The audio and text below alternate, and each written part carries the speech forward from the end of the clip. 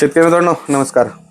बऱ्याच भागामध्ये वाल या पिकाची बीन्स या सेगमेंटमध्ये वाल या पिकाची लागवड चालू झाली. साधारणपणे तुमचं सिन्नर असेल, सटाणा असेल, कळवण असेल, देवळ असेल, तर या वाल पिकामध्ये नत्र, स्फुरत आणि पलाश यांचा रेशो मेंटेन करून आपण बेसल डोस कुठला टाकायचा याबद्दलचा आज हा व्हिडिओ आहे. साधारणपणे बीन्स आणि वाल या पिकामध्ये बीन्स किंवा वाण या पिकामध्ये नत्र, स्फुरत, पलाशचा रेशो पाहिजे 17-17-17. त्यानंतर आता या 17-17 मेंटेन करण्यासाठी आपल्याला कुठला बेसल डोस टाकायचा आहे, तर आपण एक प्रति एकरी प्रमाण घेऊ. एका एकरासाठी बेसल डोस मध्ये आपल्याला घ्यायचे 10-20-20 जे लोकमंगल कंपनीचे येतं.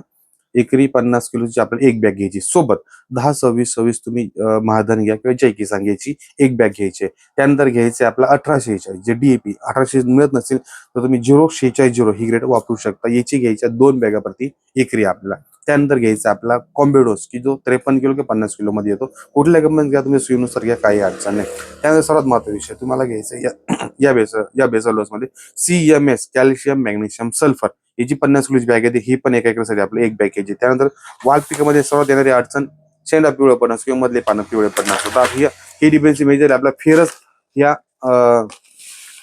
अन्नद्रव्यामध्ये दिसते. तर आपल्या धरती अॅग्रो कंपनीचं फास्ट ही वापरायचं आपल्या एकरी 10 किलो. यानंतर घ्यायचं आपल्याला प्लॅटिनम जे की येतं 25 किलो बॅग मध्ये. प्लॅटिनमचा रेशो एका एकरासाठी आहे फक्त 25 किलो. हे आपण बेसल डोस आपलं वापरायचं. प्लॅटिनम वापरल्याने होईल काय, तुमची निघणारी स्टार्टिंगची जी पांढरी मुळी असेल ही भरघोस निघेल आणि ती मुळी खोलवर जाईल. तर असा आहे वाल पिकाचा 17-17-17 नत्र, स्फुरत, पलाश यांची पूर्तता करणार हा कॉम्बी बेसल डोस संपूर्ण. आमची संस्था कृषी सल्ला ॲग्रो या संस्थेमध्ये हा संपूर्ण बेसल डोस उपलब्ध आहेत. आणि खाली दिलेला नंबर तुम्ही या बेसल डोस बद्दल माहिती घेऊन माहिती घेऊन हा बेसल डोस विकत घेऊ शकता. धन्यवाद.